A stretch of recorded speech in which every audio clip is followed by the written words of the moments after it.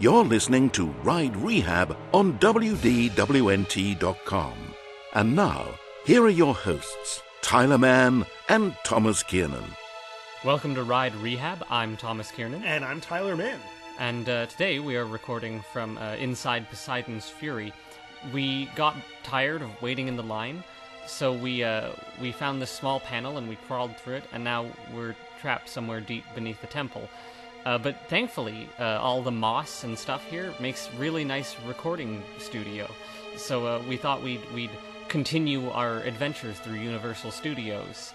So I guess we can start with how we got here, which technically is like technically we got here by riding a shark onto the train, but then we got into the train.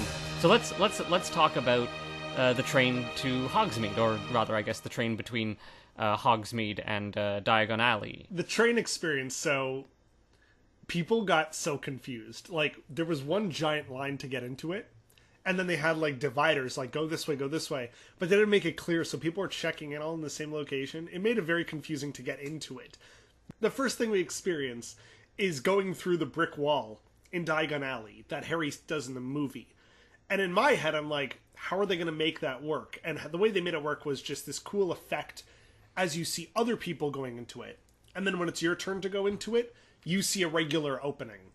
Which is, I guess, the idea they were going for, is that that's what the wizards might see versus what a muggle would see. Maybe I'm just interpreting it weird. I was going to say, except in the first Harry Potter movie, Harry's a wizard, and he very clearly does not see the bricks. And not only that, but in the second movie, when Dobby closes off the portal, they ram into it, and they can't tell it's closed because it just looks like a brick wall. Right, all they see is brick. So I guess they couldn't... Yeah, but you can't. That's just an effect you can't do unless you do some kind of, like, projection on something you can walk through. I was gonna like say, a water projection. Yeah, how would you rehab it? It would be like mist. But then you're wet. You don't want to be wet when you're in an air-conditioned building. When you're outside, yeah, sure. When you're outside, sure. But once you're in an air-conditioned building, I guess the platform itself wasn't air-conditioned. The platform was sort of outside. So maybe that would be nice, a little misting.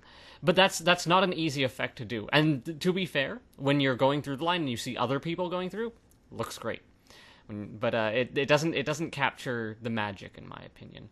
I don't know how you'd be able to do that ride. Passing through solid matter is a huge dream of the human race, and a way to accomplish that effect would be borderline impossible. So I have no idea how they'd do it. You know what else didn't help? The fact that it was a lineup where people should be continuously moving forward, but everyone who went to the brick wall area wanted to stop or move backwards to go through again or take photos, or it became a photo op, which should have been something separate from the lineup.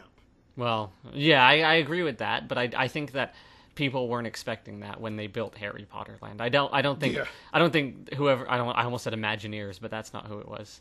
Whoever built the Harry Potter stuff was like, this will be a neat effect, people will think it's cool. The people who built this weren't expecting people to stop and take photos for 20 minutes. They were expecting people to just go through and enjoy the magic of it all. But instead, of course, they don't know Harry Potter cosplayers then. They don't know Harry Potter fans at all then. They're just like theme park people. They'll just go right through and they'll be like, ooh, what a neat effect. But Harry Potter people have to be like, doing the thing from the movie. Let's just take a photo. Look, it's from the movie or the book or whatever. They're like, let's make all the areas of Diagon Alley as small as the movie is. And then they didn't think, oh, but what about guest flow? What's that? Guest flow? Yeah, right. We don't need to think about that. People are just going to be walking to the ride. No one's going to stop and stare at this beautiful architecture. I think this example fell apart on me here. But yeah, but the train, I think the train's actually kind of fun. There's a lot of wonderful jiggery-pokery that goes around. Not jiggery-pokery. No, hocus-pocus, that's it. There's a lot of hocus-pocus that goes along there with it. Obviously, the door itself is a screen or a projection, or a receiver for a projection. Just break that magic. What? I guess we go in depth. That's the point. As soon as we sat down and saw the window, you went, "Oh, that's a video screen." Yeah, absolutely. The moment I sat down, I was like, "That's absolutely like going to have something projected on it." I love the effect of the The windows? The windows outside, looking into the... Yeah, that's I think that's the hallway outside of you? Yeah, that's a really great effect. And then it transitions to, the woods on the way to, what do you call it, Hogwarts, because obviously the train ride, they extended a little bit to have the whole experience. Yes. And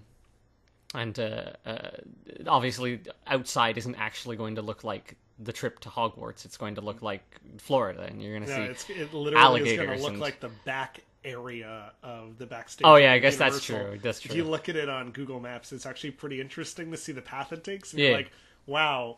I mean, it would have been interesting if they did theme it, like actually theme the exterior of the train, so you're looking at physical sets. I think that would have been too much work and too much space to deal with, and especially if they wanted to do a fun little thing with the train. I think that's like the bit with the Dementors. With a bit with the Dementors, like exactly. You can't have it be a physical set because that has a limited area of range, and there's all sorts of things that could factor into people seeing things and breaking the immersion. I think the illusion works as it is. I'm usually against the whole idea of using screens unless they're used very well. When I say very well, I mean something like Transformers or Spider-Man. But in this case, with Harry Potter, we want to see those characters. It can't be done with animatronics. It just won't look good. Those are real actors that we see in the movies. And so to see them on the screen, and it's all of the same actors every time, I think the screens with Harry Potter actually work. Yes. And you can quote me on that by saying that screens work sometimes. Yes. And in this case, it works really well, especially with Potter. In this specific circumstances, I agree with you. I agree that the screens work because it is a movie that we are going into. And it also works... We'll get into this when we get to Spider-Man, but it works in that because it's stylized, or because it has to be done a certain way. Yeah. Sure, you could make a Daniel Radcliffe animatronic, but people are going to see through it. It's not going to look quite good enough, and because it's like you said, because it's a real person, it's not going to look as good. None of the Disney animatronics of people look like real people. They look like animatronics. As a point of contrast, there's no. They are stylized, like the Haunted Mansion janitor character. Yeah. He does, or any of the Pirates of the Caribbean ones. Yeah. I mean, to be fair, those are all old animatronics, and who knows what Disney could do if they sat down and said, we're going to make a animatronic that looks like a real person, as realistically as we can. The Presidents. I guess that's true. The Presidents, they go for almost exact realism if they can. I was going to say, with the most advanced ones we've seen is in Pandora, for example. Yeah. The Shaman of Song. Yeah. And she looks amazing. Like the quality of it really does look like they leap off the screen. But that's different because they're already animated. I was going to say, but that's also stylized. It's not a human. It's a animatronic alien creature, and it looks great. But they still have some leeway as far as making the face look like a normal human face. It worked. The point is that the screens work for this section. Yes. The only thing that I think I would change is that I would make the Dementor bit just a little bit longer and a little bit slower and a little more scary, and I would pump cold air into the cabin so that we really get the sense that a Dementor is coming for us. There was already cold air, but that was air-conditioned cold air. Yes, chilly. Yeah, I would make it just a touch chilly. Even just a little breeze of cold air, and then the Dementor comes, and then, of course, it doesn't quite open the door, or it doesn't get to the opening door before he gets hit by the Patronus. I would have loved to have it where, the door opens just a touch, and then they Patronus it away. Cool. And frightening, too. Yeah. And then the door shoots back shut after it gets hit with the Patronus. I think that the Dementor one is perfect because I think that every ride needs a bit of a thrill to it, a little bit of a scary part. Yes, as we've said. We've talked about that in our 50-hour marathon for charity. That every ride should have some kind of. Wait, what do you mean? We've been at Universal Parks. Oh yeah, for the last few hours. we've been here this whole time. Yeah. It's only been a few hours since our last episode. I did like the train. It made what could be just a transition from one park to another a very good idea. Yeah. I mean, it means that if you want to go on the train normally, you'd have to buy a 2-day pass. Yes. Because there's no way to get across unless you paid for a 2-day pass. Yes. Actually, you know what? To be fair... Do you mean a 2-park pass? A 2-park pass, yeah. To be fair, we already had a 2-park pass, so I don't know what the experience getting one would be. Maybe you could get one right there at the front of Hogwarts, of the Hogsmeade station. The Diagon Alley station. But I think they did have a booth somewhere that people could go and buy the tickets. I don't know for sure. But obviously you have to buy another park ticket to do that as well. Oh yeah, the theming of it was themed to King's Cross Station. Oh yeah, and it was lovely. That was actually really cool. Yeah. I mean, like, the whole theming going in, they had, like, fake posters for, like, the London Underground and stuff. Sure. And the people working there pretended as though they worked for the London Underground. Yeah. Rather than, they didn't say, "Are you excited to go on the Hogwarts Express?" Yeah, exactly. They didn't, like, break the whole reality. That was actually, like, a nice touch. I think, like, we've talked about it before in a previous episode about Universal, that everything was like that. They had that very unique Harry Potter touch to it. But let's get to the next one, Forbidden Journey. Yes, I think you're right. I don't think there's much to say about the train. I think we can move on to Forbidden Journey, which was the only other Harry Potter ride. Did you go on the roller coaster? No, Flight of the Hippogriff is like a kids coaster. Then I could have probably gone on it. And you been could have fine. probably gone on it, but it would have. I don't think it would have entertained us that much. It's just like a fairly standard roller coaster. It's not like Mine Train, Seven Dwarfs Mine Train, for example, where it's still a family coaster, but there's like a lot more to it. It's like Park Dark Ride. But this one, Flight of the Hippogriff is just like a very small coaster. And the other two coasters, Dueling Dragons, that used to be there, they were already gone. They're already becoming the new sort of Forbidden Forest coaster, which actually, like, if this is this new standard for these Harry Potter rides, I'm excited to see what this the Forbidden Forest one is going to be. Okay, well, let's get into the Forbidden Journey. Yes. So the Forbidden Journey, obviously, you go up to Hogwarts, which is a nice, lovely, forced perspective. It's just a model. It's a forced perspective building, and yes, Which it is. It is just a model. But then you go in, and you go into Hogwarts, and everything looks great. My only complaint is the sound bleeding in that area. Because obviously it's a lot of echoes. It's a lot of echoes, and there's a lot of information they're trying to get to you. Where they're like, this ride, it's okay. Sometimes some rides are not meant for everyone, and things like that. Or the safety information is being delivered to us by the fat lady, the portrait of the fat lady who the Gryffindor house. But other than that, it looks good, and there's certainly a lot to look at and keep you entertained. A lot of it does look like the movie. I think I remarked once or twice that I was like, wow, we are like legitimately in this place. Like, I think when we saw the Dumbledore's office entrance with like the big Phoenix statue and staircase, I was like, I'm right there. Or particularly the Defense Against the Dark Arts classroom. That was fun. Because that's where we saw characters. Yes. They didn't say anything about what was gonna happen or what we were doing. Again, we had the express pass, so maybe we didn't stay in the line particularly enough to get the explanation. I actually want to. Well, yes, I don't remember hearing the explanation. But that's another thing with the sound bleeding. There's so much sound coming from everywhere that a lot of it gets lost. But I was going to say the second time we went on it, we went through the normal line. Because I accidentally went through the wrong area. Yes, we made a mistake, and then you were like, I want to cut in line, and I was like, no, it's short enough line that we can enjoy the theming a little bit. And it was fine. But yes, we couldn't. I never really understood why we were doing what we were doing, or what even we were doing in the first place. And I think once we got like closer, we didn't really get that kind of explanation. Yeah, like there wasn't any kind of pre-show room where we like the Gringotts ride, for example.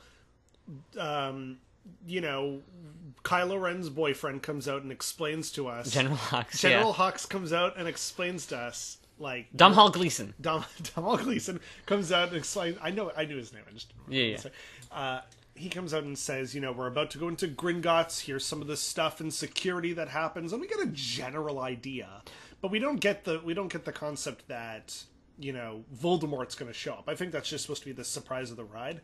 In this one, surprise of the ride. In this one, I was confused by a few things. First of all, we were on these magical benches. Yeah, they call them benches, but they look like confessional booths from like a church. First part of the ride, he goes, "Those benches can be a little dodgy," and I'm like, "What did he say?" I couldn't even understand. Did he say bench? I had to look it up online, like the transcript, to understand. He said those benches could be a little dodgy, but we haven't lost anyone yet. And I was like, Oh, I guess that's not dark because no one actually did Well, get lost. I was going to say that's very Harry Potter, where they're like, this magical thing we've made is a little shaky, but we haven't lost anyone yet. Let's go on an adventure. Did you get that like, after Hermione throws something at us? It's flu powder, yeah.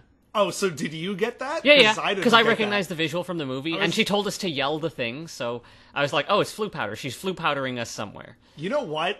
Observatory. All of that got lost on me. Yeah, that's Is fair. that what she said? I don't understand. Yeah, that's and again, that's what I mean by sound bleeding. There's so much sound, and I think even the sound of the ride itself, the mechanics of it, sort of drown her out a little bit.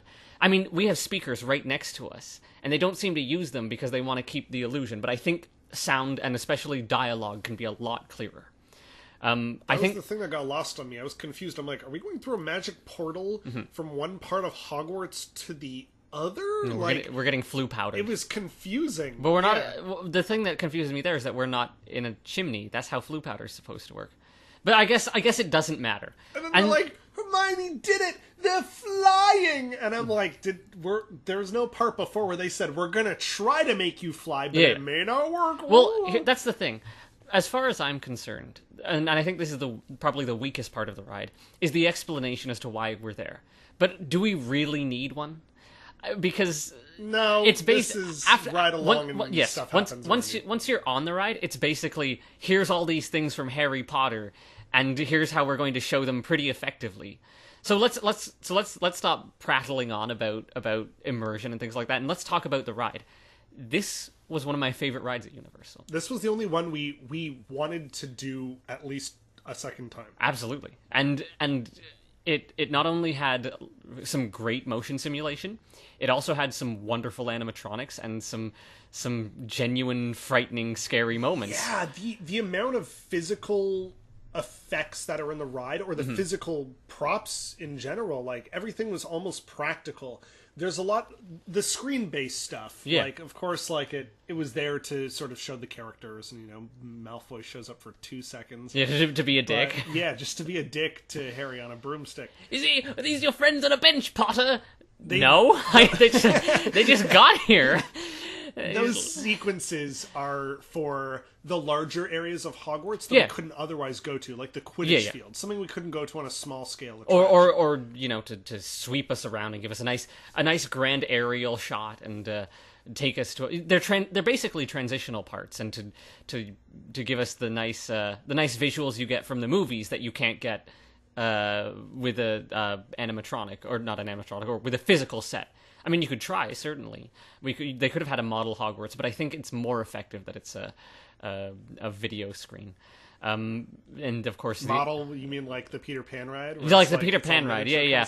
I don't think that would have been as effective. Let's try and remember the order that things happen in. Okay, it's basically the Prisoner of Azkaban ride, because I think it has all the things from the Azkaban book and Azkaban movie.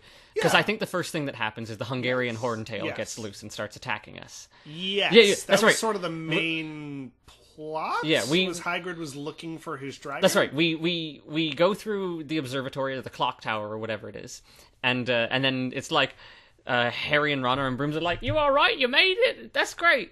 And then they swoop down and it's like, "Look, there's Hagrid," and Hagrid's like, "Have you seen the dragon?" That was my favorite part, actually.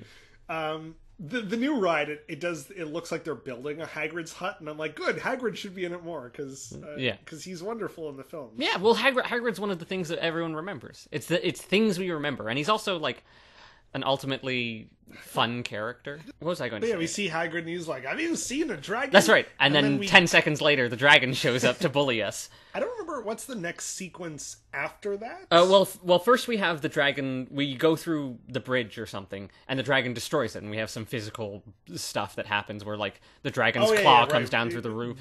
And then of course, the Whomping Willow, I think, was the next bit. No, I think the Whomping Willow is closer to the... No, maybe you're right. But the point is we have the dragon head that comes by and it breathes fire on you, which I thought was a great effect. So when we went on it the first time, I was in the middle right, and you were in the middle left. There's no real middle, because it's four. Seats, exactly. So it would there's no exact middle, but there's the two middle seats, yeah. And I was in the middle right, and that dragon opens its mouth and breathes like hot air. Yeah. But it hits you like directly in the face in that seat. And I remember the second time we went on it, I was sitting where you were sitting the first time. So you were on the far left, I was on the middle left. Yeah. And I remember it didn't hit me as much. And I'm like, well, okay. So that middle right seat is probably like the prime spot for some of those effects. I was going to say, I was thoroughly impressed at how well they were able to... We have the 4 seats, and yet I think everyone gets almost equal amounts of seeing the effect and feeling whatever effects we have. Yes. I felt it a bit more, to be honest, on that middle right, though. So I think you are correct. The next part is the animatronic Whomping Willow, which is fine. It's a giant tree. You are so not ready for, like, when you think of that KUKA arm technology, and I hate the term KUKA, but apparently that's like the brand. Yeah. When you think of that, you don't think about how first of all, how smooth the range of motion is. Yeah, but also absolutely. How crazily it flips you around. You do not go completely upside down in this ride. Like, it doesn't spin 360 degrees. But like it tosses you back in the way, like, you know, Star Tours does when you're going to light speed. Sure. Like, you've never been on your back in a ride like that before. Or like Mission Space when it first tilts backwards. So when that Whomping Willow's attacking you, you are full out on your back, and then maybe a little bit further back as well. Like, if it lifted you up like 90 degrees, it maybe went like 96. Like, just a bit, enough to completely disorient you as this thing is moving all over your head. Yeah. And it's so, like... That feeling is not something you can get from watching the online videos. Like, there's some rides like Journey into Imagination that's not going to, like... That's pretty much the whole experience. It's just whatever's in the video. But for a ride like this, it's so much built into that ride system. Yes. That even I was surprised going on. I've seen clips and stuff, but that surprised me so much. Well, that's what's wonderful. I went in blind, and I thoroughly enjoyed myself. And it's still enough that you get the sort of... I don't know how to call it, like motion-y thrills, where if you go on a roller coaster, obviously you do the actual things, but with a motion simulator like this, you get both. But we'll move deep. We go into the Forbidden Forest after we hit after the Whomping Willow beats us or whatever happens. I think we have maybe some transitional screens somewhere. I don't remember, because that was the thing about the motion screens, is that they're just kind of transitions, and we see the characters and stuff, and we get the nice grand sweeping shots. They're not what's memorable about the ride. They're more just this is the stuff from Harry Potter. Remember, the amounts practical in video. Yeah. The only thing I do remember was when we went on the second time, and the ride stopped, and we froze, and then just to get us, the video stopped playing. Exactly, yeah, and then we just stopped, and we were just hanging there for a little bit, and then when it started up again, the video screen just went... I don't think it went blank. I think it just didn't continue, and then it just did the motions and then continued on with us. Which was weird. It was weird. There was no audio, and then suddenly, like... Because the audio, on these kinds of rides, it's so based on where the vehicle is in position to the rest of the track. That's how audio plays. It's not one consistent audio track. So there was no audio, and we were just, like, moving... And then suddenly it turns the corner and we get like, whoa! And we're back. Everything comes on. Which actually I thought was okay. I thought that was fine. Because it was fine. It was a mistake. But then we go into the Forbidden Forest where we get the spider animatronics. which are... And Hermione pops up to say, be careful of spiders. Yeah. And I'm like, thanks. Hermione pokes her little head through and she's like, look out! And it's like, couldn't you help us? It just clearly also looks like she's not integrated into the scene in any way. Yeah. She's just, they clearly filmed her sitting on a chair in a green screen. Or something like that. And it's just like a tiny circle with her face there. She's like, oh no, you're in the Forbidden Forest, look out for spiders! And that's it. You know, I always hear people who are like, oh man, I would love to be in this universe. I'd kill everything and stuff. Yeah. You are so not ready for how Absolutely horrifying not. it is. Absolutely when a not. Dementor gets right up in your face. Or even a giant spider. Or even a giant spider. Like, because of the way we're positioned, we can't reach out. Yeah. It's not like we're a not typical supposed roller to coaster either. where you can lean your arm out. You're sort of strapped into that area. And you're supposed to be. And because of that, stuff can come right up next to you. Yeah. Maybe it's not even as close as we think. Maybe they're just large. Sure. And in our head, we're like assuming the position of it, but you are so not ready for when a Dementor goes right in front of your face. Right in front of your face. And I'm like, I was actually very scared, which is very rare for me on a ride.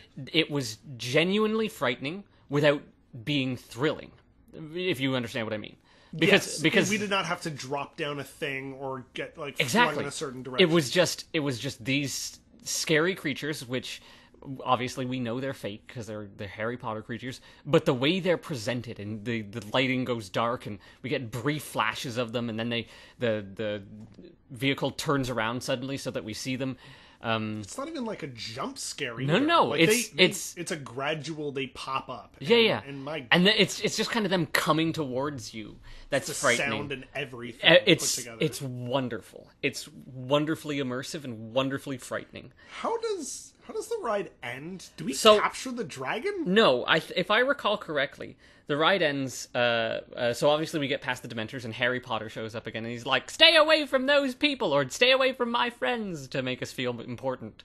And he shoots the Dementors away, and then the dragon catches up with us again, and then we race through that cavern or whatever. And then we get through the cavern, and the cavern's collapsing, and I think the dragon gets trapped in the cavern or something. Or the canyon, not the cavern. And then we like swing around, and then we go back through a portal, and then we're in the Great Hall again. We are flying at breakneck speed across that lake. Yeah, or something like that. Which, by the way, you do not... So here's the confusing thing. We walk on this little bridge up to the bottom part of Hogwarts, but that does not exist in the movie. So in the video... what we're flying towards is Hogwarts as it appears in the film, and in my head I'm like, where's the rest of Universal? Like, there should have been like something there, like on the left and right, to indicate, we're returning back to the park. Like at the end of the Back to the Future ride, you crash into the exterior of the Back to the Future ride. Sure. Which is kind of funny because it's indicating like you left this area and now you're coming back. But in this case, like, it's not. It's just a nitpicky thing for me. That completely. That sounds specifically like a Disney fanboy nitpick, yes. Where it's like, I mean, that's the thing. All the Disney rides have a solid story that's like, here's the reason you're here, and here's you're coming back, and all these things. Whereas in Soarin', we arrive at present day Epcot. Sure. Yeah. You know what I mean? Yeah. Like, it's not like we arrive at a Soarin' building in the middle of a field. Like, we arrive back at Epcot. Yeah. But for me, I think Universal's like, we don't need to bother with that. People aren't here because they want to actually believe they're there, and that we don't need an elaborate story as to why they're there. People just want to be here.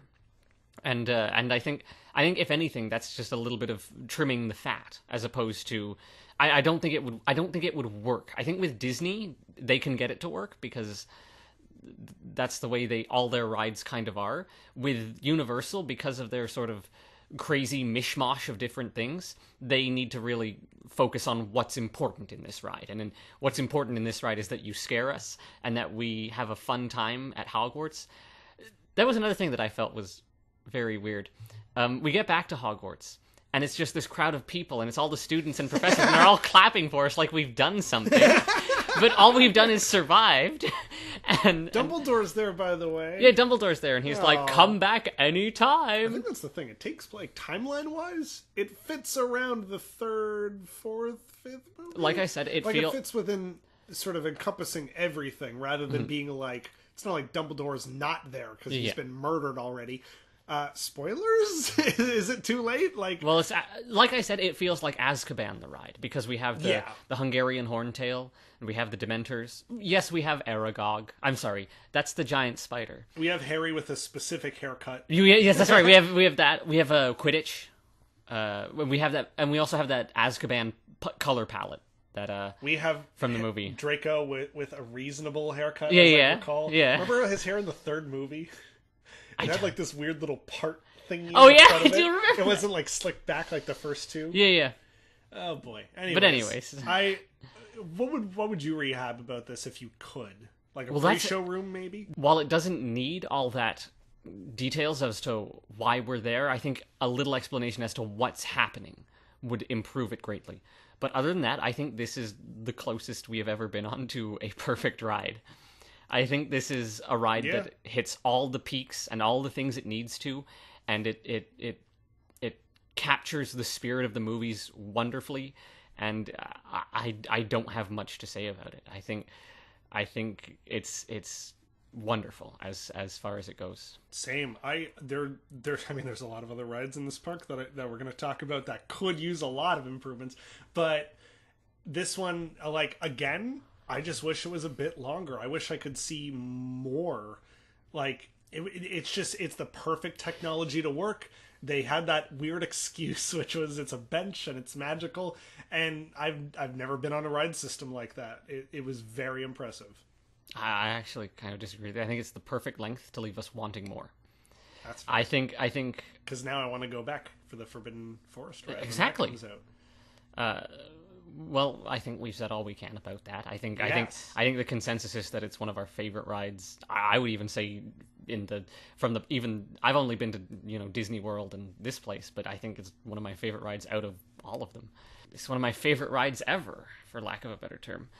My final statement is that this ride made me feel something for Harry Potter again. This ride, oh God, are you okay? Yeah, right. This ride was like, maybe I do want to buy that wand at Ollivander's, but then I was like, but that's what they want. That's what Universal wants.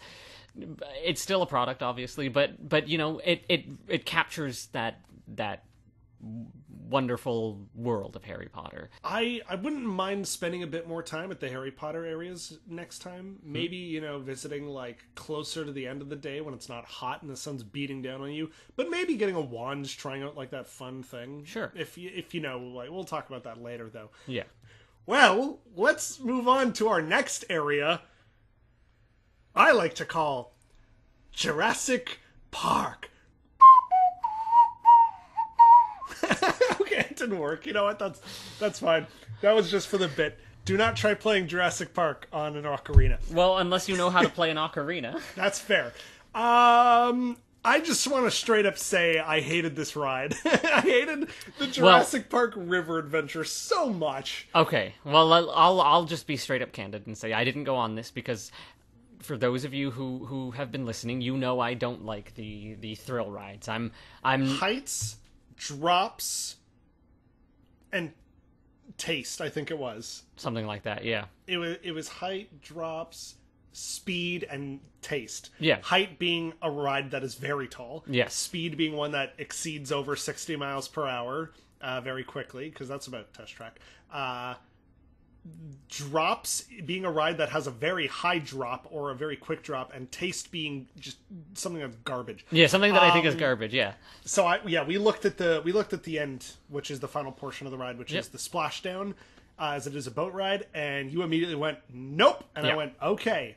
Let me regale you with the terrible experience I had. Now, well, I mean, you told me it, but for the purposes of this podcast. Yes, for the purpose of the podcast, let me explain. So you get on a boat, and first of all, there's no shade. There's not enough trees where there's shade, so this is already like midday. We transferred to this half of the park at about 3 o'clock, so the sun was still very high in the sky. So the boat goes in, and we hear like Dr. Hammond's voice go, "Welcome to Jurassic Park." The gate opens, and there's like one dinosaur. And remember in the movie? Do you remember in the original Jurassic Park? He's like, "Welcome," and it's a giant field. It's like a planet from No Man's Sky, and you see like herds of animals. This one has like one.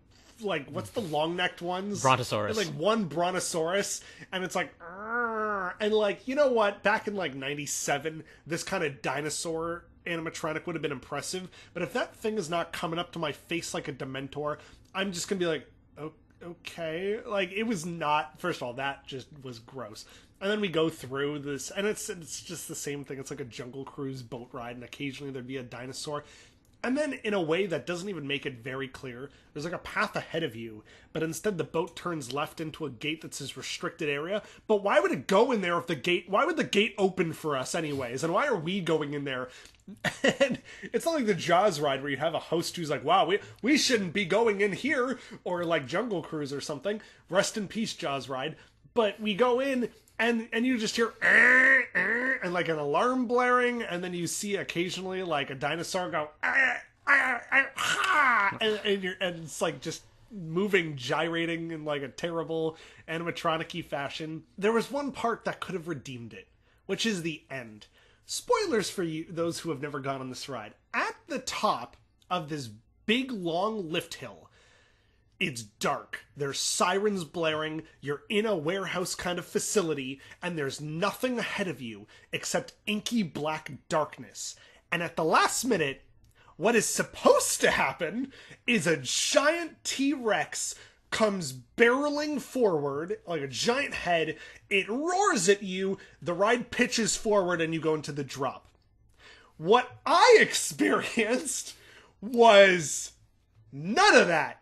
The ride went up, and I went, oh boy, here comes the T-Rex.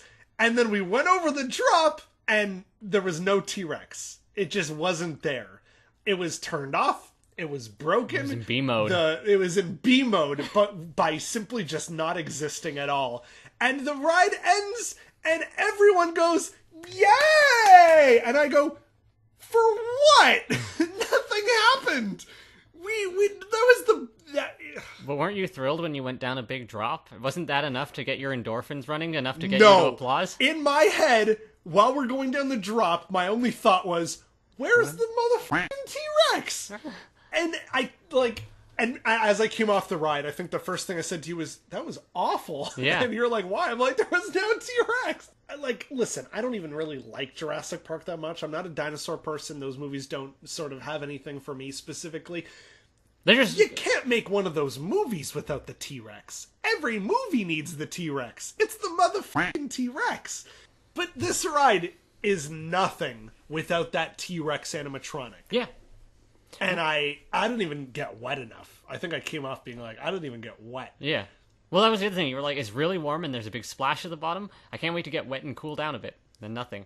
And then I stood by the splash zone. You had to go stand by the splash zone to get that to happen. Yeah. So, oh my god, just when those doors open. Here's the ride rehab part of it. When those doors open, I should see 20 animatronics all over the place. One of them needs to lean down right next to me, or eat a plant out of the water and then lift its head completely up 10, 20 feet in the air or something. For me to believe 10, 20 feet in the air. Forced perspective 10, 20 feet in the air. Yeah.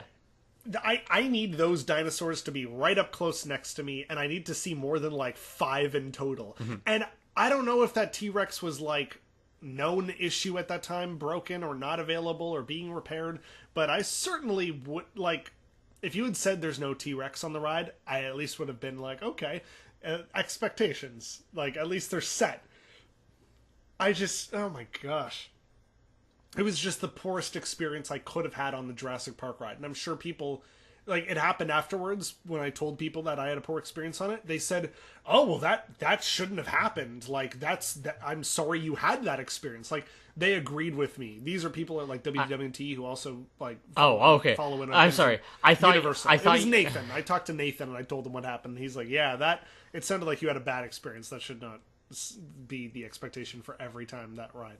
But anyways, what do you want from a Jurassic Park ride? So from a Jurassic Park ride, I want the same thing as you. I want impressive. That's the thing. I want impressive animatronics. The point of Jurassic Park, the whole reason we have it, is that humans and dinosaurs are in the same room together. And so a ride should really hit that home. The dinosaur ride is very old, but it still has that kind of feeling where the dinosaurs are near us and they're doing things and we see more than 5 of them.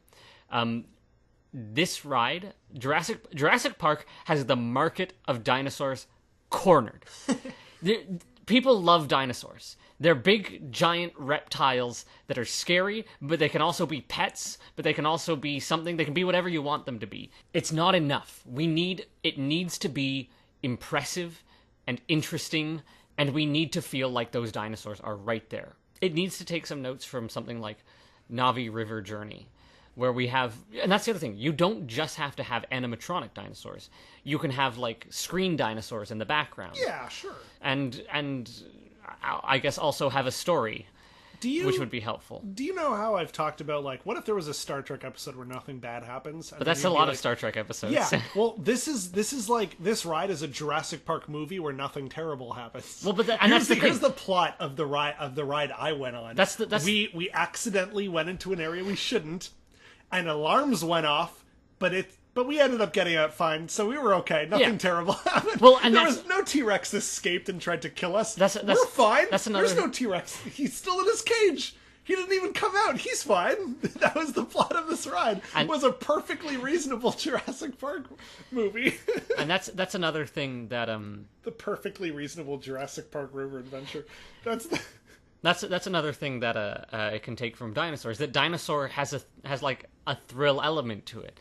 Like we went back in time and we're about to get killed by the asteroid. Yeah, but also this scientist is like, I'm going to put all these people in danger for literally no reason. Thanks, Seeker. Yeah. And then but we have that thrilling where it's like, we got to get out of here. We might not make it. And then something happens. But of course, I guess your version of that was taken away from you. I guess what it needs is it needs a story and an update. And I think maybe it might improve from. And they did this, and I don't know if they're going to market it in any way, but they need those balls from the Jurassic World movies, or the first Jurassic World movie, where that's a literal ride system they could have. Yes. And heck, they could just make a motion simulator where you're getting one of these, or have half the ride be that motion simulator. A 360 thing like that'd be really cool. Yeah. And of course, I'm also doing this from an outsider's perspective because I didn't go on the ride, but from what you're describing, I'm trying to do my best to figure out what needs to be improved. But I think we've spent enough time in the river ride. Let's move on to the museum, Discovery Center. It's fine. I like... They were treating it... Okay, so this is what was funny. They were treating it entirely seriously. A guy came out with like a little puppet egg dinosaur and was like, look at this, kids! And I'm like... And I think that's the correct way to treat it, I think. I think that once you start being jokey with Jurassic Park, it loses the fun of it. It's not like Animal Kingdom, where we're exploring like fossils and stuff. We're not treating dinosaurs as if they are real. In this museum is not a real museum. No, this is meant to be the sort of the area of the movie where like they birth the dragons from eggs and stuff. Dragons. This museum, I'm using in quotes. Yeah. Is an attraction in itself. Yes. Because they're treating it as though dinosaurs currently are alive still. Yes. That's the thing to take away from that. Yes. Do not go in here thinking you're going to get real... I mean, there is some real facts about dinosaurs, but do not go in here thinking you're going to see like a proper dinosaur museum. This is more so an extension of the Jurassic Park theme of this area. I think yes, and of course they have the nesting area where I made a fool of myself. Oh, the kid wouldn't name it, so I like the homosexual I am called out Miss Vanjie, and no one got the joke. Did I yell Bingus or did you yell Bingus? I don't think I yelled Bingus. A lot of the stuff was fun to interact with. We had the dinosaur cam. Where you got into the T-Rex and you look through the eyes. We have the scanning machines, which are kind of fun. There is a small section where I think they have like, I don't know, posters stuck against the wall to teach you a little bit about dinosaurs. And that is ultimately my big criticism. Because as you know, I'm a museum guy. Yes. I love seeing this stuff. And I think they could have really had more of that. I think they could have had more dinosaur skeletons, more fossil stuff, and taught us more about dinosaurs and treated it like a real museum, as well as being, a sci-fi fun place. I think if it had been a little more focused on that, I think it would have worked better. Because I think there's only 2 floors, right? Yeah, the second floor was like a gift shop / restaurant. Yeah, and I think that's fine. Which we didn't know connected to the outside area. Yeah, exactly. We went down to the front entrance and it was a dead end. Yeah, that was we very couldn't weird. Get out. And then I didn't realize we walked all the way back around, and then we're like, oh, we could have just gone upstairs. That's my only thing for rehabbing that area. Museum it up a little bit more. Which is where Dinosaur at Disney does better because the front museum area looks like a museum. It is a museum. Is the thing. And then just the ride is just an incidental part of the museum. That was real. All of that is real information. And Dinosaur is such a museum that Bill Nye shows up to tell us a little bit about dinosaurs. It's wonderful. Let's move on to Skunk Island. Skunk Island. Sorry, I read that upside down wrong. Is it because it's a stinker? Hey, but to be honest, actually, it's not. I actually enjoyed the King Kong ride. Yeah, I think it's like the Peter Jackson movie. It's perfectly fine for what it's trying to be. There wasn't anything super thrilling. Obviously, King Kong spits on your face a few times. But there was that was probably the most thrilling part. Okay, so let's start at the beginning. So we start by walking through a bunch of caves. Yeah. And again, our express pass takes us past some cute witch lady who's like deep in the jungle here, and I'm like, are we missing that? Was that lady animatronic? I don't remember. It looked like a video screen. The whole thing was a video screen anyway. I guess that's true. Except the con animatronic at the end. Yeah. But I don't know. I feel like we missed stuff because we got on the ride and it's like, hey, it's me, and I'm like, what? Who are you? Doctor Lady Explorer Lady? Okay, whatever. Dora the Explorer. Yes, we'll call her Dora the Explorer. And she has a bunch of teammates. Okay, so the whole system with the tram, the tour bus. Oh, it's those are pretty cool. You're in that van and you drive through once again some giant gates from these movies. Well, that's why would you build a gate big enough for King Kong to get through? Anyways, we're not going to talk about that. So we drive to the first room, and Lady's like, "Okay, we're gonna." Oh no! And then some giant monsters pop up and stuff, and it's 3D screens, but they're to the left and the right of you, so you have to constantly be looking to follow the action. Sure. Which was kind of cool, except that I was on the far right side of the tram, and I did see the top of the screen. It didn't wrap completely around. Which was fine, because if you're in the middle or if you're not leaning to look like me, like an idiot, then it is fully immersive. It's actually pretty cool. I think this is one of the rides where we don't need to really talk about the plot, because there really isn't one. The plot is animals, crazy things show up and steal people, and then at the end they're like, "I'm okay," and I'm like, "Oh, I guess he's okay." But the main portion of the ride is King Kong punches a bunch of dinosaurs around. Yeah, and some other weird creatures. He's protecting us for no reason. I guess because we're humans. I guess because we're humans, and he's horny for humans for no reason, even though he's a giant gorilla. Yeah. It should have ended with us seeing a mere reflection of ourselves, and we're all wearing white dresses, because that's the like a haunted mansion. He thinks we're all beautiful. Yeah. Wouldn't that be wonderful? Kong thinks you're all beautiful. What I like about that ride, because I'm a big fan of the giant monster movies. I'm more of a Japanese monster movie type of guy, because I think there's something so wonderfully kitschy about those. Not kitschy, that's not the word I'm looking for. Hokey and corny, and I think that's what the big appeal of those movies are.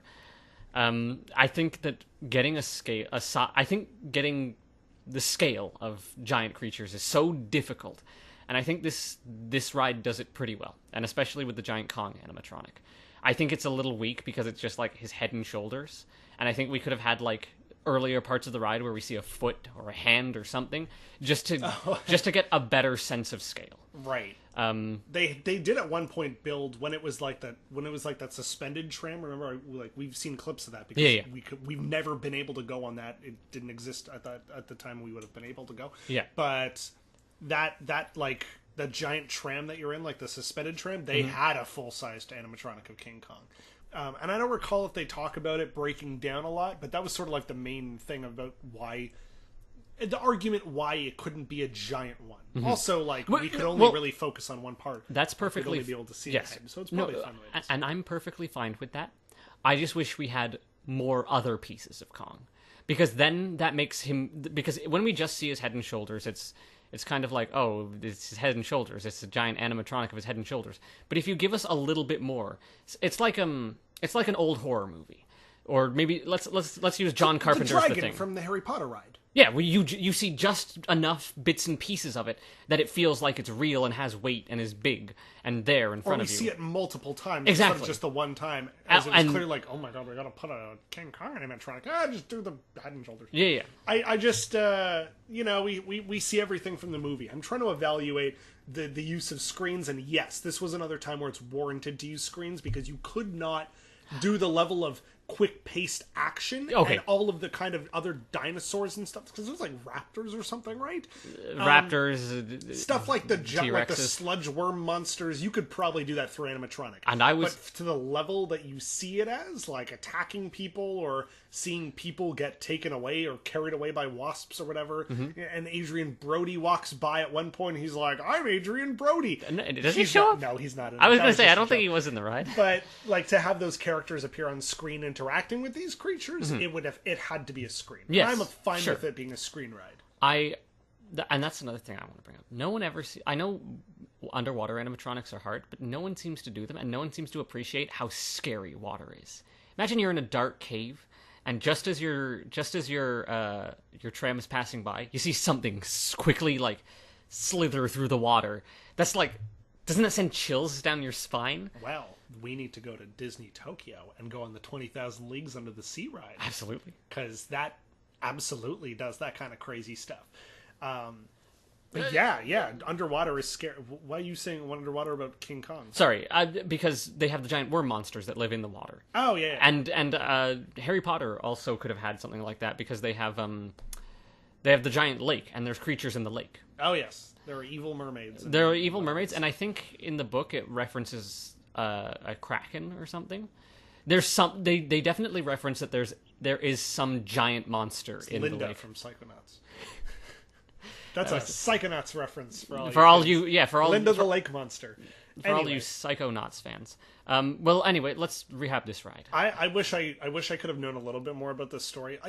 Maybe like the rehab should just be the express pass should give you the same things that the regular line does, or it converges at a point where you can understand what's going on. Because once again, I feel like we lost out on a lot of what was going on, or why we were there, or why we were in this truck. A guy disappears, and she's like, "Oh," and Dora the Explorer's like, "Oh no!" And then at the end, she's like, we just hear, "It's me, Russell. I'm okay." And I'm like, "Oh, he just got out of that situation."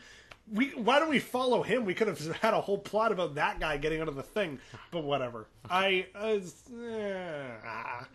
don't know. The whole gimmicky thing of being in the vehicle with it on the left and right. It's cool, but it's not.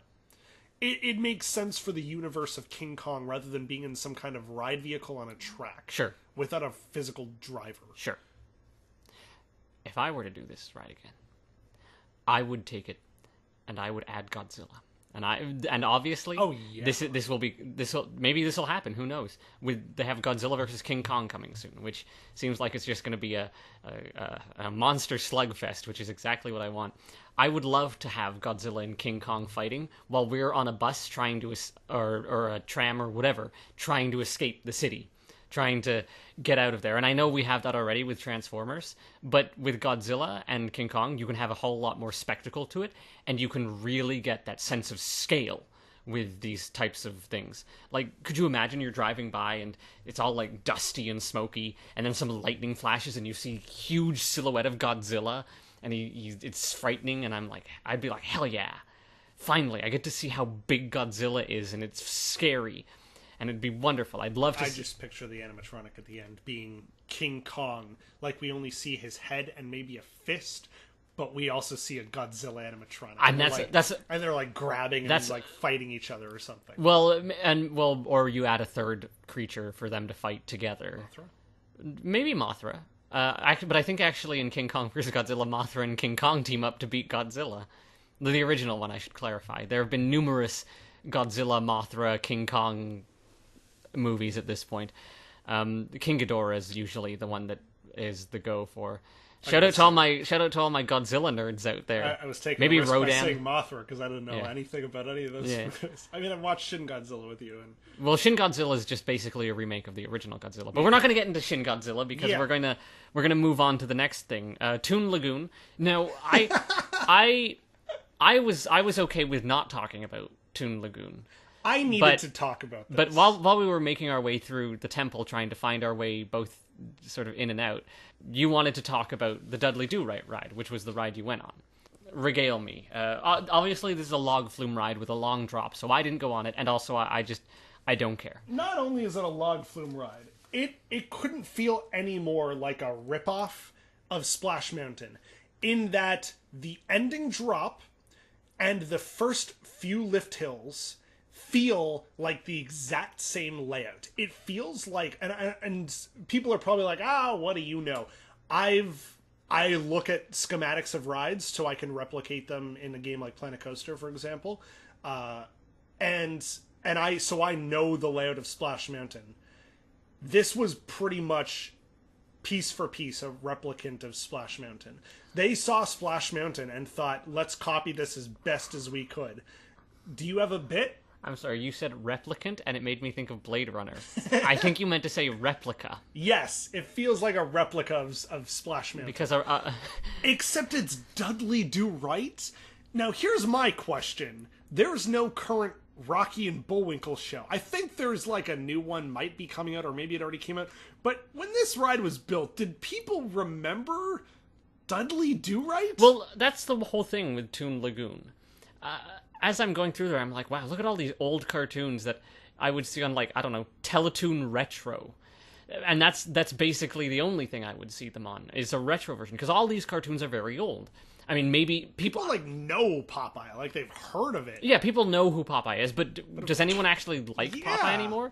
It wasn't even the fact that it was Dudley Do Right. A Dudley Do Right log ride could have been fun. Sure. First of all, log ride, of course, it's got to be themed to like Canada.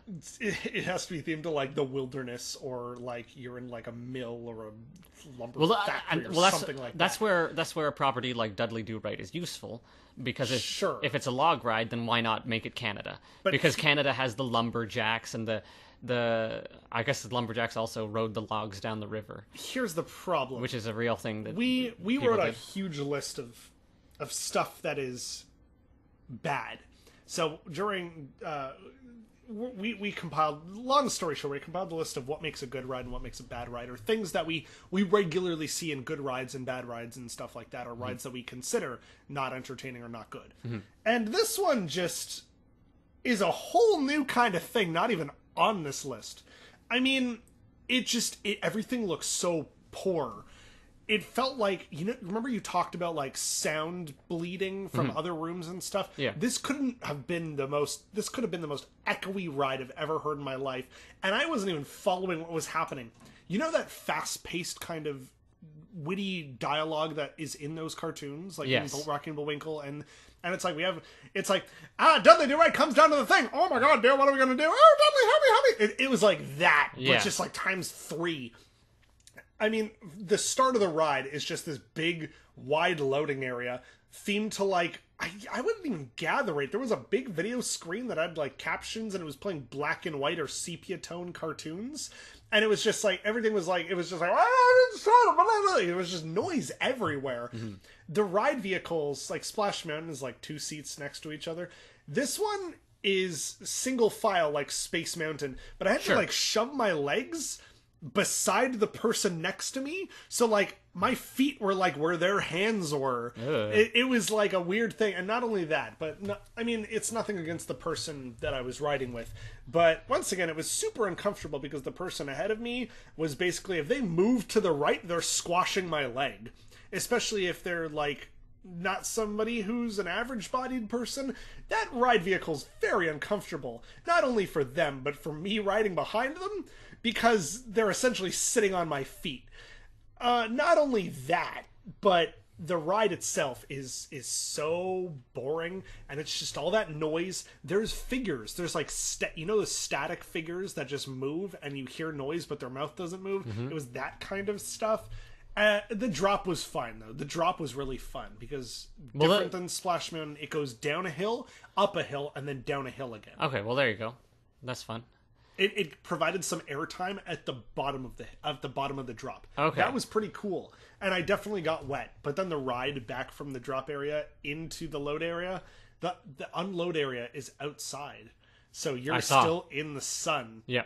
Anyways, it was so loud and annoying. How would I rehab it? Get rid of this thing, or put padding in the walls, or maybe like the theming, it was just like silhouettes sometimes, or it was just like a small vignette, but the rest of it was just a black tunnel. Like, throw in some color, please. Or if you're gonna theme it to Canada, like add a bunch of trees and cartoony things around. It was that definition of just something that's annoying. and annoying and uncomfortable. The Dudley Do-Right ride. We move from Toon Lagoon into a different kind of cartoon. We move into the Marvel section, the superhero island, where we went on. We didn't go on any of the coasters or anything or the drop zone or anything like that, because those are just run-of-the-mill county fair rides. We should say the queues and the first portion of those rides do have the theming. Yes. But for me, the Hulk coaster... Who cares? Like someone built a coaster about the Hulk. It's just, I get it. It's a roller coaster. You painted it green, and there's some story at the beginning. Yeah. I'm sure there's people who adore Universal who are screaming right now. How dare you insult the Hulk coaster? Sure, but we know what it is. It's a coaster. I mean, I guess it's our. Well, it's not our job. We're just doing this for fun. And we should be informed. But it's just not interesting to us. Did you gather from walking around that we are on a series of islands? I did not. And if that's the intended theming, they should commit to that a little bit more. Well, we do have...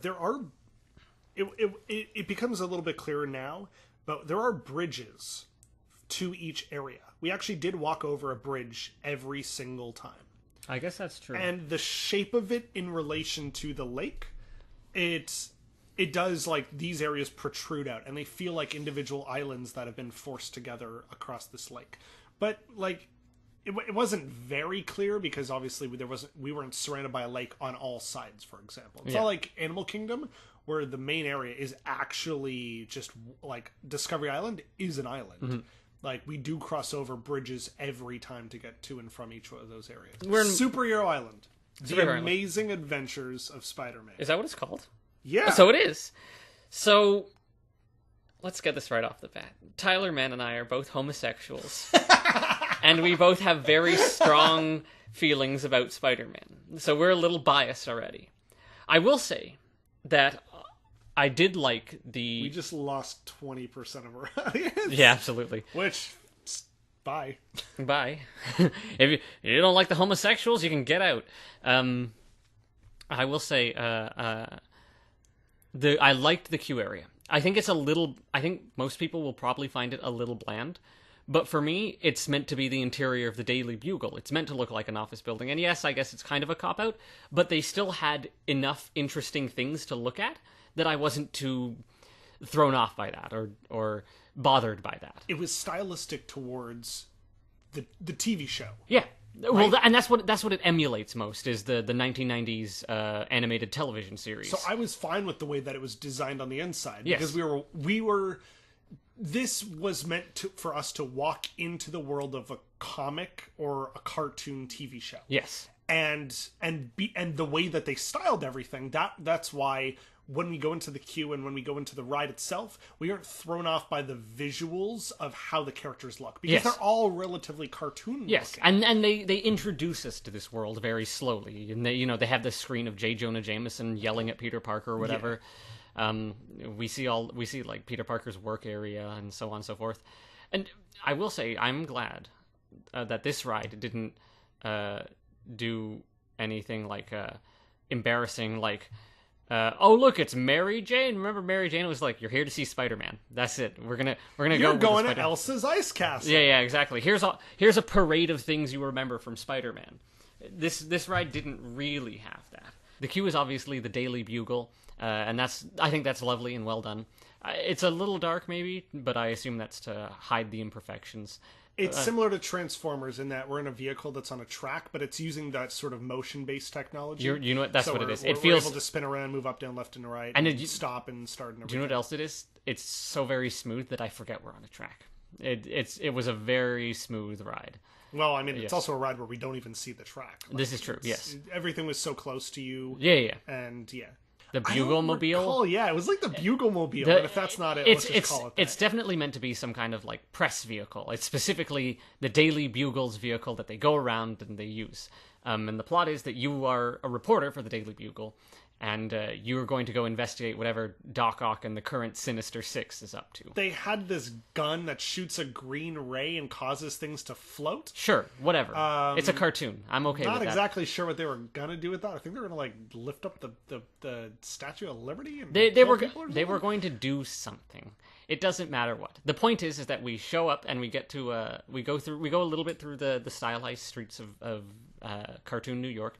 Then we wind up at the warehouse where and this was one thing that I really liked that I think was effective and kept the vehicle moving, but still communicated the story. We start slowing down and passing by these boxes as if we're hiding behind the boxes and peeking out behind them. And we, but yes, Dr. Octopus is of course the main villain. Electro's there. I think it would have been nice to have a few more iconic villains. We didn't even talk about the part where Spider-Man jumps on the front of your vehicle. And that's fun. Points at you. And you're like, oh, Spider-Man. Yeah.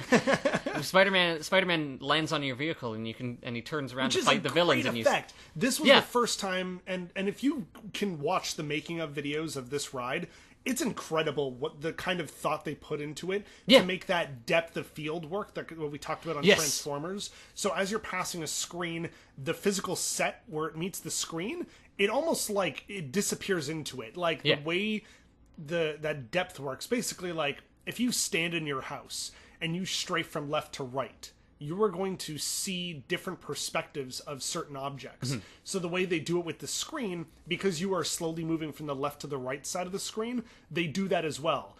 If you were watching a static version of this video, it would look very confusing and distorting. But when you're on the ride, it works so well. And that's the real, strength of this ride, is that it has such a good 3D in it. And that this could have gone horribly wrong with the nature of the ride, but they managed to pull it through. The ride we get some neat effects. We get the villains all trying to murder us, but failing every time because they're just not putting enough into it. Well, because Electro starts shocking our vehicle, and it's and then does he stop, or does Spider-Man kicks him? Does Spider-Man kick him in the face? Yeah, Spider-Man kicks him in the face or something. And then we have Hobgoblin. That was one of my favorite effects. Hobgoblin. We're already going away from a screen backwards down an alley. Yeah, we can still vaguely see the screen, and on it he throws a pumpkin bomb, which explodes on the wall that we just passed by, and fire real fire comes out. That's cool. That was a really cool effect. We of course have the part where the Hobgoblin latches us onto his glider and pulls us through the city. What's the part where we're going up? We get shot with the cannon. That's right, and we're levitating. We get the coolest effect of levitating. Yes. In that we have a physical set drop down completely as if we are flying over the top of that building. Yes. And then we get the video screen with these two sort of lighting effects on the left and right that make it feel like we are constantly moving up. Mm-hmm. And it's done so well. I've been on a ride like that. It's called Curse of Dark Castle. It does not exist anymore. Right. But they also have this kind of effect that you are looking down a set of buildings, or you are rising upwards. Mm-hmm. It uses that similar lighting, but it doesn't have that physical effect of the building itself. Yes. That physical prop dropping down into the ground, which I think really makes that effect work, because you're confused what is real and what is projected. Yeah. Yes. And that's what I was saying, where this ride shines. It's the blending of those two things, making them work together. That works really well. Unlike Transformers or King Kong, where the projection is obvious and the effects are obvious, and there's a hard line between the two. This blends them very nicely. It does feel a tad bit dated, just the style it's going for. Yes. They have remastered this recently, so there's an old version of this where the 3D is not exactly as good as it is now. Yeah. So they updated textures and character models and stuff. It's still the same ride, but it's fun watching a comparison side by side of those as how far it came. Sure. I'd love to see a new version of this where it's a little bit more to the Sam Raimi kind of style of Spider-Man, maybe.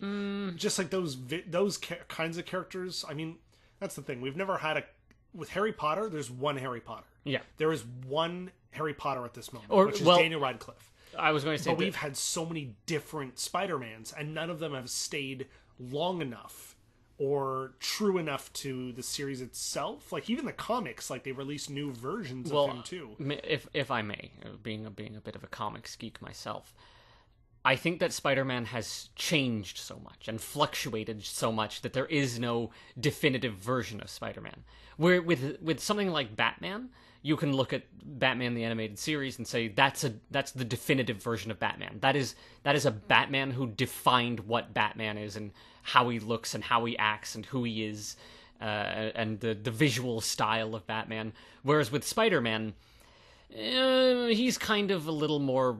There's no really strong version of Spider-Man that everyone's like, that's the Spider-Man I remember. That's the Spider-Man we all know. New version of it coming out where it's like 12 different versions of him together as well. And that's the other thing about Spider-Man. It's been around so long and become so unfocused that everyone's version of Spider-Man is different. And Peter Parker's not, I don't want to say he's not an interesting character, but he's not as strong a character. He's a little nerd boy who got bit by a spider and got muscly and started saving the world, but there's not much to him. Things that happen to him are dramatic and crazy and interesting, but he himself as a character is not very strong or interesting. Well, hey, let's rehab this to be the Spider-Verse movie then. Sure. Because I feel like Miles Morales, like he's already, like, just from the trailers, he's a little bit more interesting. Yes, I think he has a little bit more going on than Peter Parker does. I think with the regular Spider-Man villains, we could just have the normal Sinister Six. Well, you could have it would be very easy to put a pre-show room where we have Spider-Man talking to us, rather than being told by, like, go out, picture of Spider-Man. Sure. And then you go on the ride and he's like, what are you doing here? You get out of here. But you know what I do like about old Daily Bugle stuff is that it's the timeless Spider-Man. Daily Bugle, Peter Parker, Sinister Six, J. Jonah Jameson, these are all characters who have been around a long time and people recognize them. Little kids will know who J. Jonah Jameson is, and little kids will know who the Sinister Six is. And I think older people as well, parents and such, will also, even just through the osmosis of pop culture, will know who Spider-Man and J. Jonah Jameson is, and that Spider-Man's a reporter or a photographer or whatever. And I think it adds more timelessness to it. I think the Spider-Verse is still too new for us to be doing things with it. And also the Spider-Verse was basically an excuse to have 8 titles with Spider in the name, and just have a ridiculous amount of coverage of that. What would our Sinister Six be? Who would be the villains we would put in there? Hobgoblin. Yes. Mysterio. Electro is a funny outfit because, like, the star thingy on his face. It looks like, and it looks kind of like a weed plant. Yeah. Venom. How many is that? I don't know. You're supposed to be counting. I think that's 5. I'm just gonna have 5 people. Okay. I don't like any of the other. You know what? Kraven the Hunter. I want to see a Kraven the Hunter sequence on that ride. Did you say Doc Ock? No, I don't care. You don't care about Doc Ock? Okay. Well, see, that's what I'm thinking. I'm thinking more who are the villains that people recognize. I wouldn't limit it to, like, the 6 people. I mean, I don't remember if it was exactly 6 on the ride, but I could put more. You could have each room could be a different villain, and it kind of is. Venom, I would clearly make, like, the head villain or something. No, here's the thing about Venom. He's not usually a team player, and I feel that goes against his character. Well, we're getting a new Spider-Man ride at the Disney parks because they're bringing that into, like, California and Paris, like they're bringing that Marvel land. So, I'm curious if that's what they're going to do with those Spider-Man rides, if they're going to bring in those characters too. Well, my guess is that they're going to bring in characters that we've already seen from the Tom Holland movies, because it'll be a villain from the Marvel Cinematic Universe versions rather than as opposed to the ones that Sony owns the rights to. Right. Which I assume is the reason why we have such D-list properties, which is why I assume the park rights are the reason that we have such D-list villains. But I would absolutely keep Hobgoblin, I guess that's the only one that I would always say needs to be there, because everyone remembers the goblins. Everyone remembers Green Goblin, and even though it's Hobgoblin, who's a different goblin, people are like, that's one of the goblins. And also because I love Hobgoblin, he doesn't get enough screen time anywhere. Doc Ock, because everyone knows who Doc Ock is. I mean, Vulture's in the new movie. Vulture's in the new movie, so you could have Vulture in there. I would have the Scorpion. I think the Scorpion's a fun villain who we don't see enough of, and I think people know of him. Yeah. So we passed by Port of Entry because here's the thing: we took the Hogwarts Express across. So Port of Entry is essentially the exit of the park for us. We really didn't spend enough time there, to be honest. It looks fine. It's beautifully designed. I think it's beautifully crafted. Actually, this is one of those areas that Forek had a direct hand in making. Forek is a design, like a master planning sort of design company that works from Toronto or operates from Toronto, and I've actually gotten firsthand be able to see their offices as well as the kind of work that they do, and they do fantastic work. They basically designed this park, and Port of Entry is a beautiful. Sorry, you dropped a name there. Port of Entry is a beautiful area. Well, because with the other areas, like, I don't know what company specifically designed it. Because all of them, it feels different. With Disney, you know, we have some direct Imagineers who work. I mean, they do, like, say, okay, this company's going to design the coaster. But in this case, Forek did the master planning for the park itself upon initial opening. Like, they did all the models. They came up with the concepts for each area. And I've been able to, like, see firsthand how that works. Port of Entry is a beautiful area. It's not a particular place. It's sort of like this, like, adventure outpost. Sure, if that makes sense. Sure, it's the port to some distant land where adventures. Yeah.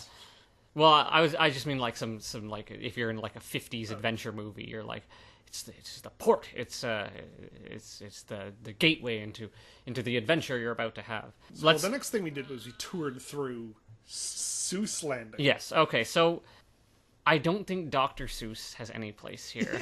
No. And you know what? It's a lovely place for kids because kids love Dr. Seuss. But it's not for us, and I think that everything that Universal has, or 99.9% of the things Universal has done with Dr. Seuss have all turned out horribly. All the movies, with the exception of the Boris Karloff narrated. You mean the original one that Dr. Seuss was okay with? Yes. Yeah. Except for that one and maybe Horton, the animated Horton Hears a Who one they did. Sorry, not the Jim Carrey one. The original, okay. The original one that was also a reading. I have. It like cuts and there's like anime sequences. No, and I'm aware. Like, when I was a kid, I was so conditioned to the garbage that Universal was pumping out from Dr. Seuss that I actually thought that was pretty good. And then now with some perspective and some more life experience, I'm like, wow, they really just phoned it in. It was garbage. But Seuss Landing, it looks okay, I guess.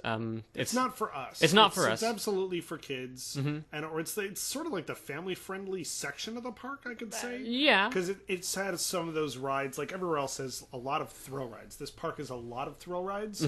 Or rides that are very scary or very fast. I'm sure kids go on them still. Oh, yeah. But in this case, we have sort of the toddler rides. Like, we have a fun little Cat in the Hat dark ride, and you got, like, little helicopter things that move at, like, a mile an hour. Sure. And then you have, like, Red Fish, Blue Fish, which is, like, just a classic spinner flat ride. Sure. Obviously, we didn't go on anything here. Nothing piqued our interest. Nothing stood out to us. We were like, this is just going to be slow rides, and also they seemed somewhat loud and annoying. Yes, which is probably would be my fear. Because we were walking through like a Danny Elfman soundtrack. Yes, I agree with you there. So let's go right into the Lost Continent, where we went to the wonderful attraction of the attraction we're in right now, hiding out in. Poseidon's Fury. Where we are now. Poseidon's Fury. We're in the cave. We actually did the show once. We went through the whole thing once, and then in order to hide, we had to. We came back hide. in here. Exactly. It's clearly the end of the night, and they only have one actor doing the entire thing. Okay, so that's the way it felt to us. So I've never seen this before. I'd seen. Originally, like, when I was watching Discovery Channel, there was, like, a making-of documentary of this, but back in the day, like, when it first came out. Because there's basically been 2 iterations of attraction. Yeah. It did a huge rewrite. They also updated, like, the FMV videos that you see, and so we were seeing the new version. Yeah. So I'd never seen it. I didn't know what to expect at all. I knew a few things about, like, some of, like, the water tunnel. And the thing about, like, the room you start in, or you end up back in the room you started in somehow. Yeah. And I'm like, that sounds cool. Didn't know anything about it. So we get in line for this. So the exterior and the queue line, everything is beautiful there. Like, the rock work looks awesome. It's clear it's like this ancient, like, water temple sort of thing. And that's where that port of entry theming really, like, comes across a little bit more, is sort of like this adventure-y kind of vibe that you get from it. It's a lot of rock work, and it looks cool. But the main thing is that when the show starts, it's immediately going for that. And I put this down on the list of things that make for a bad ride. Forced comedy, should I say? The original writing was like this old man who's like, oh, hello, I'm going to tell you the tale of this. And then in this, it's like some Weasley kind of I wouldn't say he's guy. Weasley. He's well. We hear a bit of dialogue from. It's like Mark from beforehand. Rent came in an adventure suit. He really wanted to tell you some stuff. Well, I was going to say we have the setup that he's the assistant to whoever the lead doctor on this Yeah, he's up in the thing is. He's up in the and cave he's overwhelmed and overworked, and I feel like the forced comedy is less of a crutch that the ride tries to use to be entertaining to us, and more a character thing for that specific character. There's something that makes him first room though. I remember leaning over to you and being like, I don't know if it's supposed to be this long because it felt like we were in there a long time. Yeah, it felt like he kept putting time off. Like it felt like every time he said something, he was like, "Okay, you guys ready? I haven't heard you," and then it would just be like crowd work. It was like a comedy crowd work routine. I think that's while you're waiting for you're like dusting off. Like they're like, "Oh God, where is he? Shoji Tabuchi's not ready to come on stage. Let's sing 20 songs in a row. Quick, we gotta stall for time." It felt like he was doing that. And maybe that was what happened. But I think that this cast member, this actor, did a very good job. Oh yeah, they were amazing. Yes, he committed to his character, and he did it wonderfully. And yes, he works the crowd a little bit, but I think that's, you and me were jaded to that kind of thing, but I think that works for younger kids, especially and dumb parents. Audience. Yeah. Like when you're talking about Shrek, like the whole flogging thing, like it's for those people. Yeah, I like how you're like that universal audience, and I'm like, oh. But I think it works, and certainly he's definitely earning that paycheck. You know how you see an actor and they're giving, like Hugh Jackman. You see Hugh Jackman in any movie he's in, and he's giving it his all, regardless of how garbage the movie is. And you're like, yeah, you earn that paycheck. Earn that paycheck, Explorer Man, whose name I forget. I think his name was Dan or something. I don't know. It was good though. Like, yeah.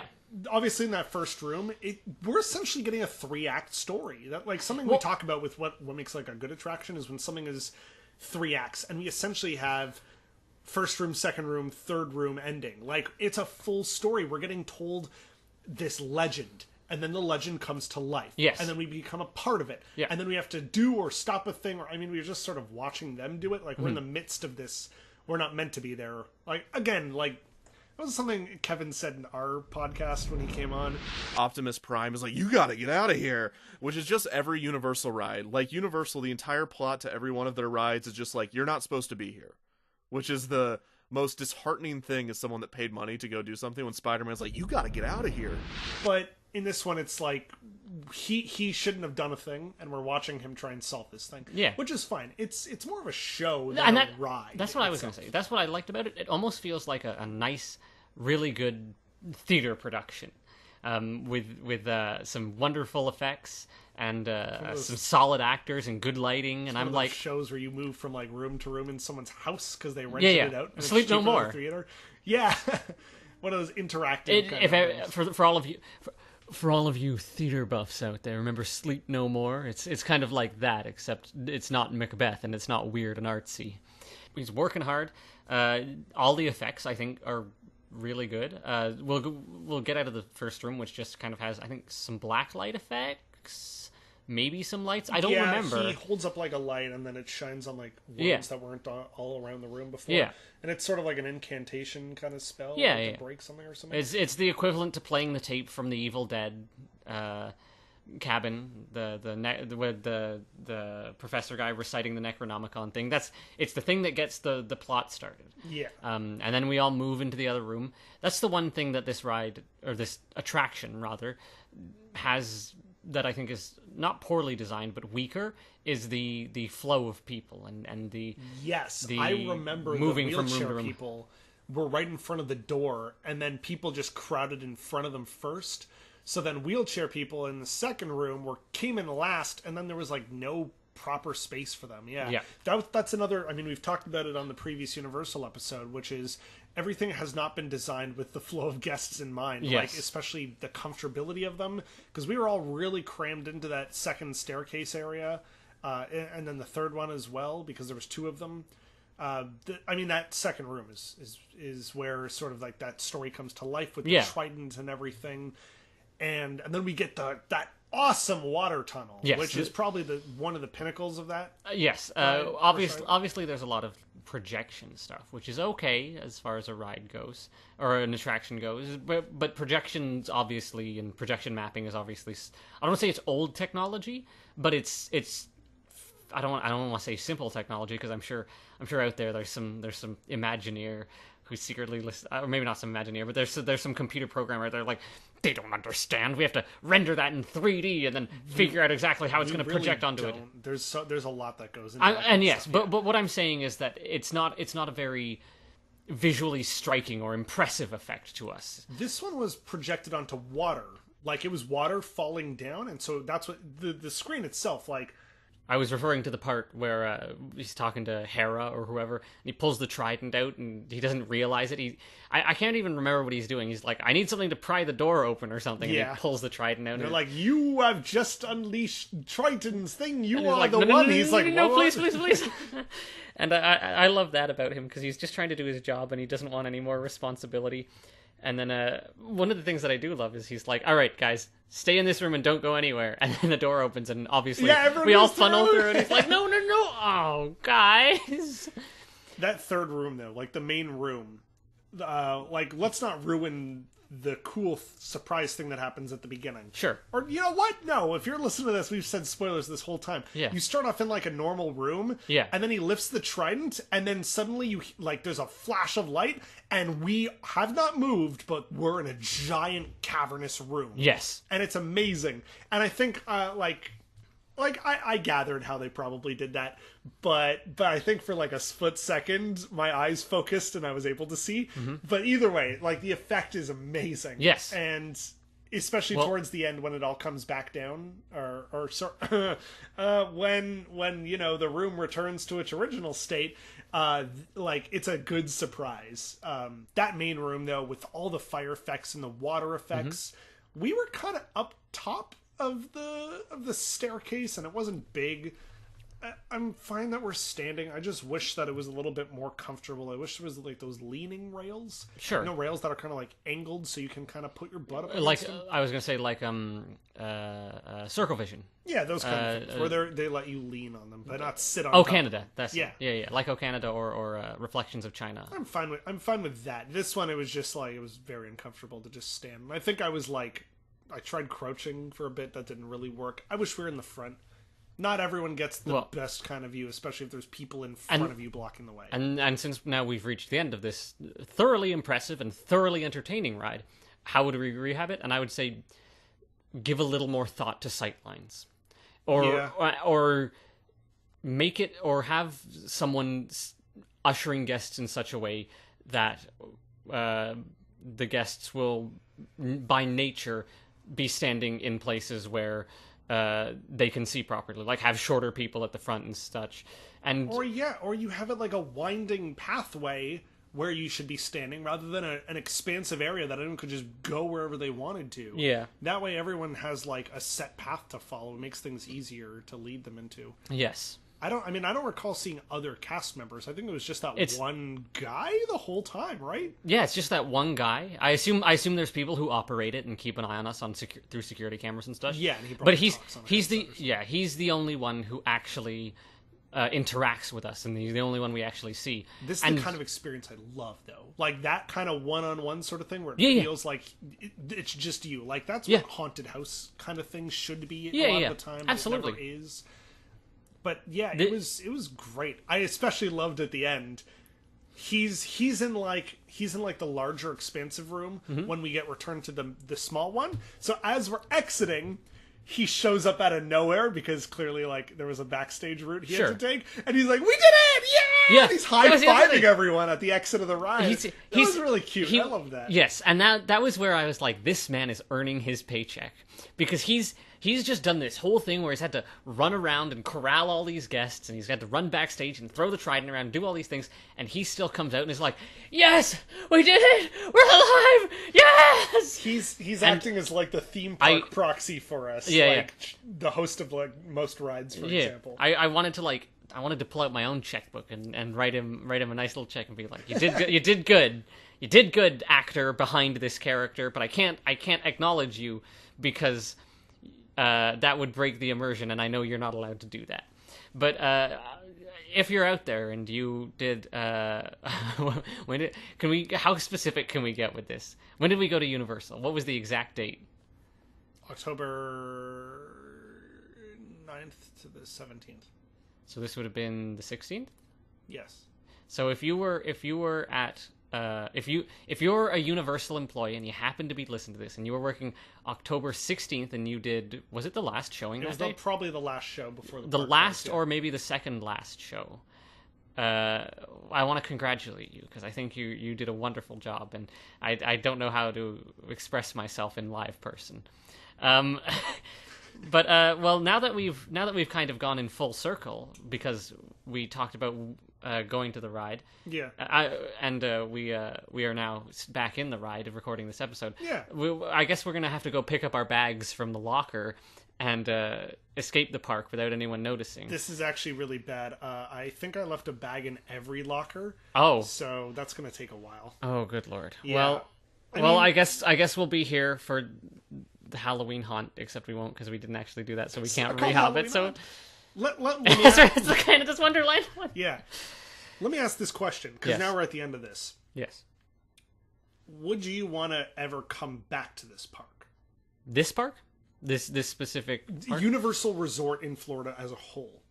Yes. I think that there is enough here that I'm like, you know what? I'd love to go on Spider-Man again. I'd love to go on Forbidden Journey again. I'd be happy to experience some other things again. There are those few rides that I'm on the same page with you. There's a lot of them that I would go on a second time. Yes. I'd love to even go on them multiple times. I didn't really take the time to enjoy a lot of the areas, like Harry Potter. Like we were just saying before, I would love to go and buy a wand or spend the time playing the little stupid games that you have there. Yeah. That's what I do now when I go to the Disney parks, like Magic Kingdom. We've been on everything there. The fun of that is doing those pirate things again. You know, if you've ever been there multiple times, the Pirate Adventure or maybe Sorcerers, you know, the kind of stuff that you get to experience areas of the park more so. I do that here at Universal. Mm-hmm. I would not plan to come back here specifically. But if I did, I would still get the Express Pass, and I'd still get a 2-day or a 2-park hopper thing. Mm-hmm. I wouldn't go out of my way to go to Universal again. But if I was visiting Disney World again, or visiting the area, mm-hmm. I would definitely come back to Universal for one day, maybe. I was thinking about this, and I was like, visiting the area, and my brain was like, are we gonna have to do an episode on the Jesus Land? Oh, the Holy Bible Experience show? Are there any rides in that, or is it just people walking around telling us about how good Jesus is? People walking around. If it is, then we don't have to go because there's no rides. No. I mean, there's no rides. Okay, good. Well, then we won't go. Or if we do, we will do for 40 mini golf courses all themed to pirates that we could be going to as well. All right. Well, let's get out of this temple. But we do have one last ride to go on. We do? What is it? our Uber. Let's get out of here. Oh, of course. Thanks for listening to this episode of Ride Rehab. You can follow us at Ride Rehab on Twitter and Instagram, and you can also visit us at riderehab.com. We also sell fun little shirts and stickers of everything we've created and all the weird ideas we've come up with, like Barreling Over Canada or the Great Hollywood Ride Rehab.